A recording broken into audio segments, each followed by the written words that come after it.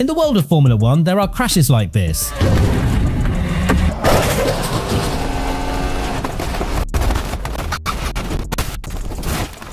And then there are crashes like this.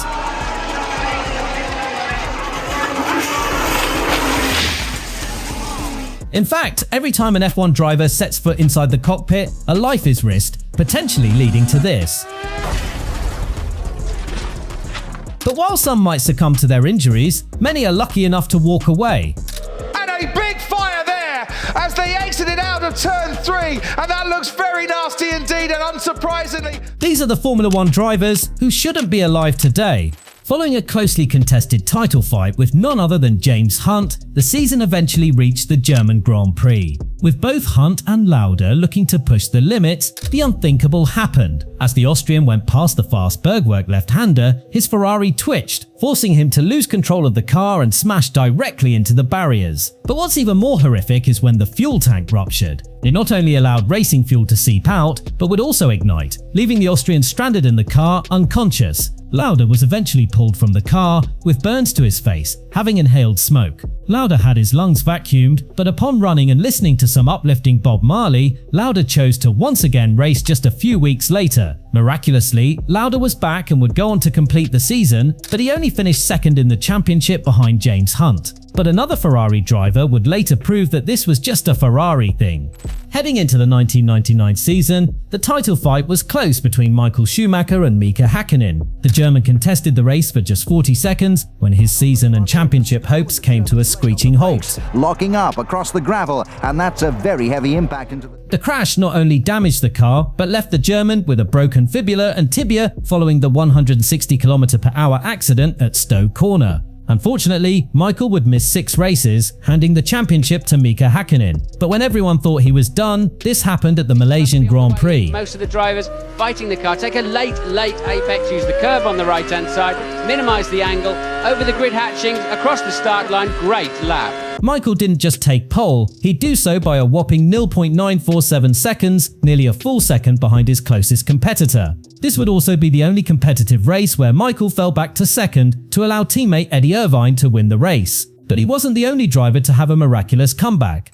The 2020 Formula 1 season was somewhat different from what we have become used to. With the pandemic in full swing, it meant a reduced and changed calendar. However, the Sakhir Grand Prix in Bahrain would prove to be the final hurrah for one French driver. Just a few seconds into the race, the Haas driver got clipped, losing control of his car and smashing into the steel barricades at more than 80 G. Not only would Grosjean survive and tell the tale, but he'd later go on to make a full recovery and even drove in the US IndyCar competition. Had it not been for the hated monocoque that fans always complain about, the likelihood of Grosjean surviving the incident would have been very unlikely. But let's back up a bit to what happens when debris is left on the track.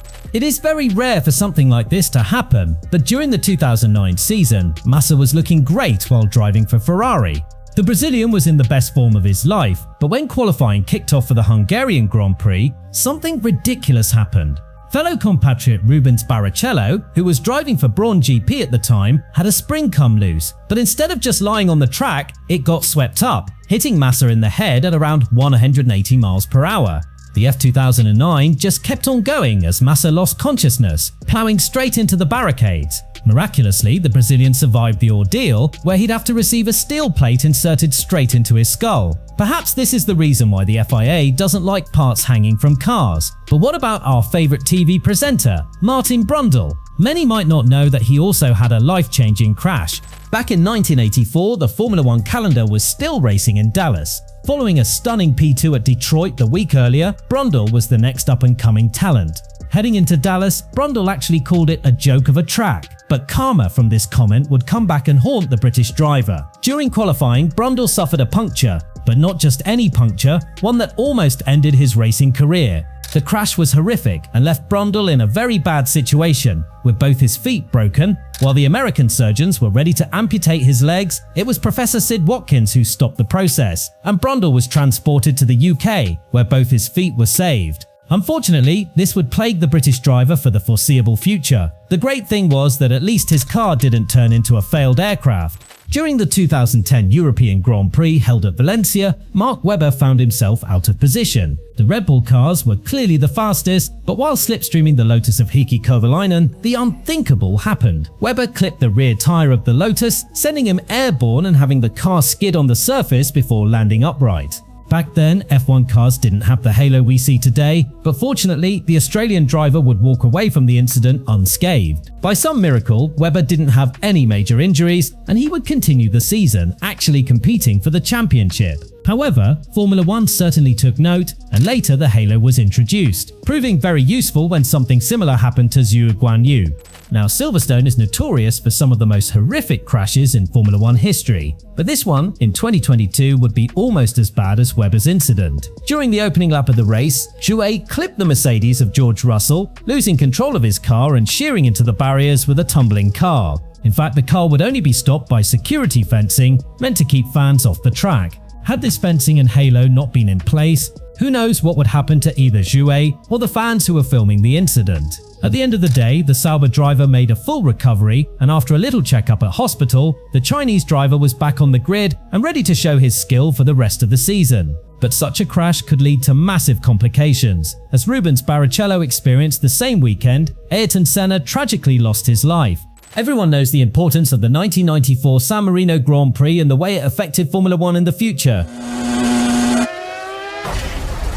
Yes, the legend himself would lose his life, but just 2 days earlier, on the Friday practice, this happened. Something in that Marlborough chicane went very badly wrong indeed, and it looks to me... Barrichello lost control of the car going through the Variante Bassa chicane, where he'd be carried straight on into the barriers. But following the incident, the man swallowed his tongue, and had it not been for the speedy reaction of officials and even other drivers stopping on the track, the incident would have certainly led to a third driver losing their life on this race weekend. But once again, we need to head back to Silverstone, and this time for the 2021 Formula 1 season.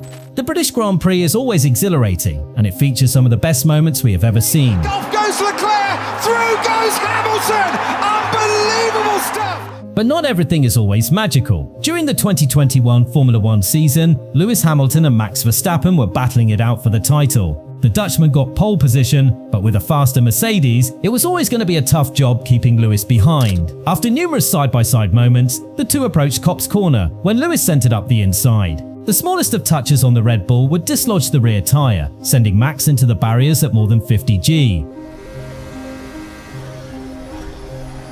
Safety car, keep the delta positive. Miraculously, Verstappen would step out of the car with only minor injuries while still going on to win the Drivers' Championship at the end of the season. Do you think Max deserved this title? Let us know in the comments below. For the final one, we unfortunately had to go to Suzuka and the 2014 Formula 1 Grand Prix. Following a crash on the track, the crane was dispatched to remove the damaged car, but instead of red flagging the race, officials kept on going. Suddenly, this happened.